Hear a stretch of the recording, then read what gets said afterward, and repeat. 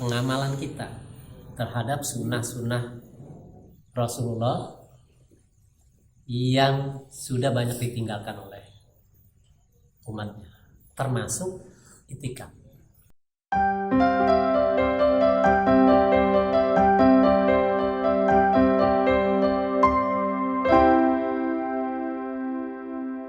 Terima kasih. Bismillahirrahmanirrahim. Assalamualaikum warahmatullahi wabarakatuh.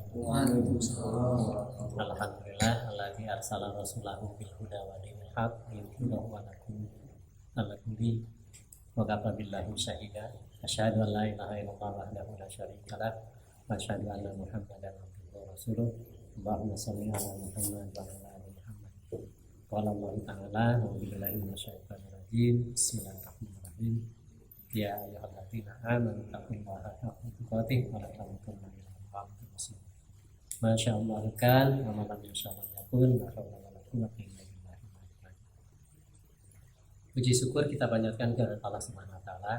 Salam dan salam semoga tercurah kepada Nabi Muhammad sallallahu alaihi wasallam, para sahabat, keluarga, dan insyaallah sampai kepada kita umatnya yang senantiasa istiqomah dalam ketaatan, taat menjalankan perintahnya dan taat meninggalkan segala larangannya. Para ikhwan sekalian yang itikaf Musyawarahul Amal, alhamdulillah pada malam hari ini kita meyakini malam ke-29 dan mungkin itikaf kita yang terakhir, dan kita yakini bahwa Rasulullah SAW memerintahkan kita untuk berjaga mencari Lailatul Qadar di malam-malam ganjil. Dan ini kesempatan kita malam terakhir untuk malam ke-29. Dan Lailatul Qadar itu setiap tahun ada dan masih terus sampai dengan hari kiamat. Hanya tempatnya yang waktunya yang berpindah-pindah. Bisa di 21, 23, 25, 27, atau 29. Jadi kalau kita sudah meyakini itu ada, mari kita cari Lailatul Qadar untuk bersama-sama mendapatkan pahala 1000 bulan. Baik para ikhwan sekalian, saya tidak berbicara tentang itunya, tetapi bicara tentang pengamalan kita terhadap sunnah-sunnah Rasulullah yang sudah banyak ditinggalkan oleh umatnya, termasuk itikaf. Lihat di masjid-masjid besar di sekitar kita saja, masjid-masjid megah besar, terkadang tidak ada itikaf. Mereka malah seremonial yang lain yang mereka buat ramai. Bahkan sebaliknya, kalau Nabi mengamalkan Ramadan itu, menghidupkan Ramadan itu ketika 10 hari terakhir, semangatnya lebih. Kalau manusia kebanyakan terbalik, mungkin di awal dia semangat. Awal pertama 10 hari semangat, kemarinnya udah macam-macam pemikirannya sehingga mulai lalai dengan sunnah-sunnah yang dijalankan oleh Rasul. Baik para ikhwan sekalian, saya bawakan sebuah hadis dari Amr bin Auf bin Zaid al-Muzani. Rasulullah Shallallahu Alaihi Wasallam bersabda, "Man ahya sunnatal min sunnati fa'amila bihan nas kana lahu mislu ajrihi man amila biha la yanqusu min ujurihim syai'an." Barang siapa yang menghidupkan satu sunnah dari sunnah-sunnahku, kemudian diamalkan oleh manusia lain, maka dia mendapatkan pahala seperti pahala orang yang mengamalkannya, dengan tidak mengurangi pahala mereka sedikit pun. Ini sama dengan memberi makan orang yang saum. Sama, kita mengamalkan sunnah, menghidupkan sunnah, kemudian menyampaikan ke orang lain mengikuti, maka kita dapat pahala menyampaikan itu. Itu yang pertama, pahalanya. Yang kedua, bukan pahalanya, tapi menghidupkan sunnahnya. Menghidupkan sunnahnya. Menghidupkan sunnah saja itu sudah punya pahala tersendiri. Apalagi sunnah-sunnah yang sudah langka diamalkan, yang sudah jarang diamalkan. Bahkan ada orang yang saudara kita yang tidak tahu kalau ini adalah sunnah. Kalau kita menghidupkannya, itu pahalanya akan lebih besar. Karena ya itu tadi, mungkin orang-orang merasa asing, kita kumpul di sini ngapain sih malam-malam? Karena mereka tidak tahu, dan kewajiban kita menyampaikan kepada mereka. Ketika kita sampaikan, kita ajak mereka mengikuti, kita akan mendapatkan pahala seperti pahala mereka. Menghidupkan sunnah Rasulullah itu yang tadi, yang telah banyak ditinggalkan. Ini keutamaannya itu lebih daripada sunnah-sunnah yang biasa kita jalankan. Ada keutamaan. Dan Imam Muhammad Ismail Al-Bukhari berkata, orang muslim yang paling utama adalah orang yang menghidupkan sunnah-sunnah Rasulullah yang telah ditinggalkan manusia. Jangan dibilang asing. Berbahagialah orang-orang yang asing. Orang sudah pada meninggalkan semua, tapi kita berusaha menghidupkan sunnah yang ditinggalkan itu.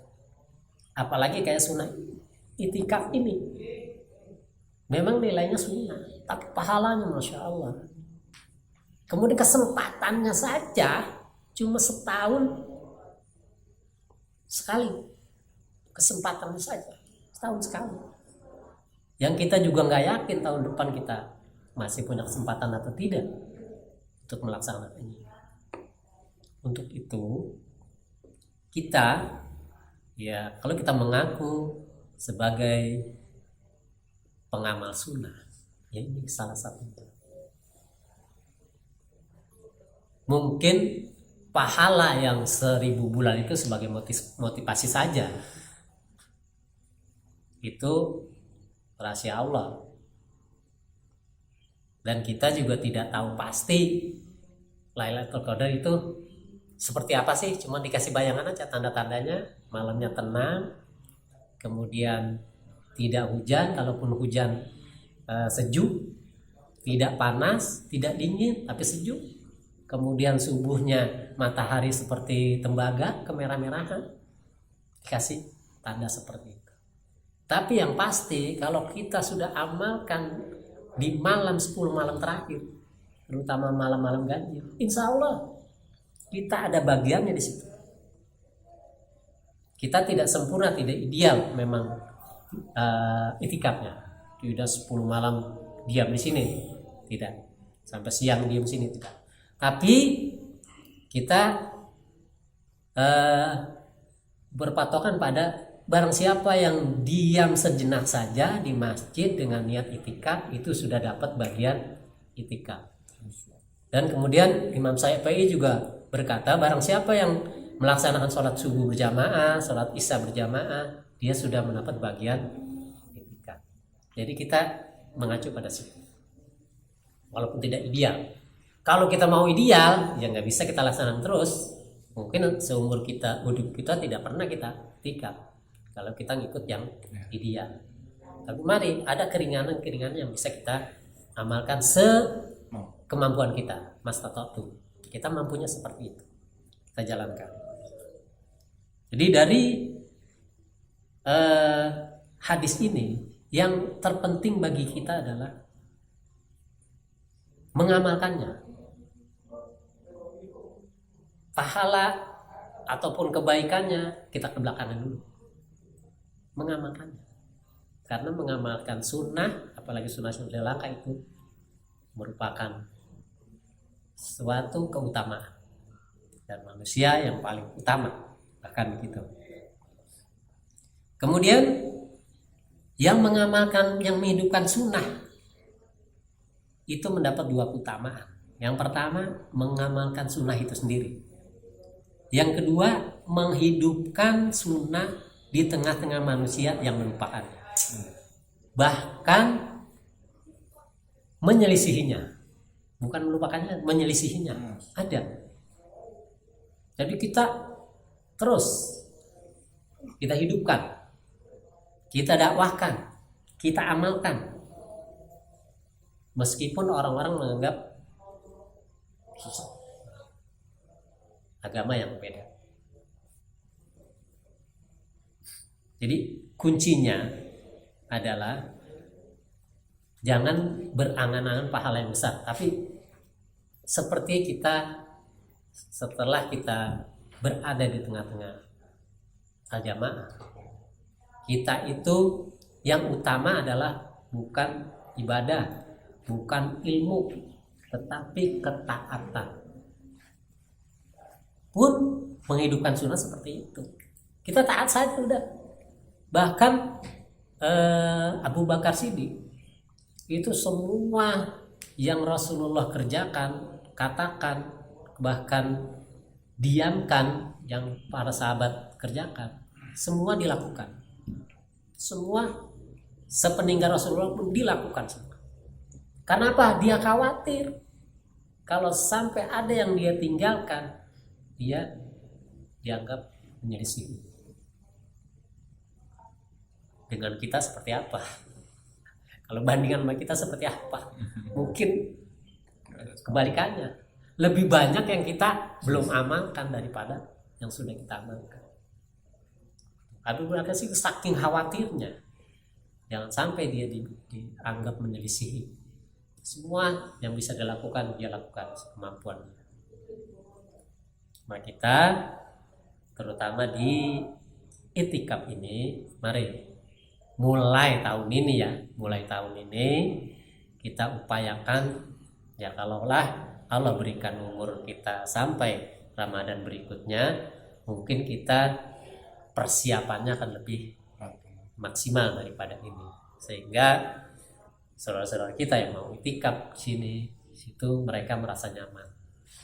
Ya, barangkali mungkin konsumsi kita siapkan, fasilitas kita siapkan, kita anggaplah kita sebagai panitia. Itu salah satu menghidupkan. Mungkin kita juga bekerja sama dengan DKM yang ada, sehingga sama-sama kita jalankan sunnah-sunnah yang sudah banyak ditinggalkan oleh saudara-saudara kita, khususnya umat muslim. Saya rasa itu saja, sekedar motivasi bahwa kita menjalankan itikaf ini bukan semata-mata ikut-ikutan, bukan semata-mata hanya mengharapkan Lailatul Qadar, tapi yang lebih utama adalah kita menghidupkan sunnahnya, mengamalkan sunnahnya.